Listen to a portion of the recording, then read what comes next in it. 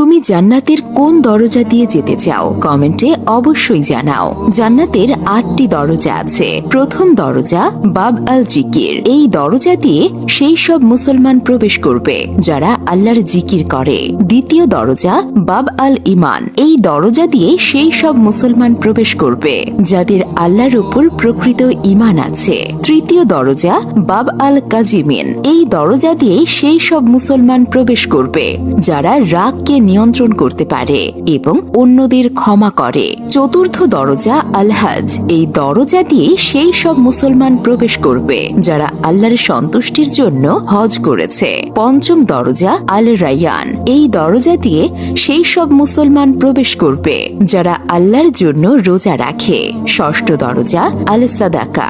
এই দরজা দিয়ে সেই সব মুসলমান প্রবেশ করবে যারা আল্লাহ তাআলার সন্তুষ্টির জন্য দান খয়রাত করে। সপ্তম দরজা আল জিহাদ। এই দরজা দিয়ে সেই সব মুসলমান প্রবেশ করবে যারা আল্লাহর রাস্তায় জিহাদ করে। অষ্টম দরজা আল সালাত। এই দরজা দিয়ে সেই সব মুসলমান প্রবেশ করবে যারা নামাজের ব্যাপারে নিয়মিত ছিল।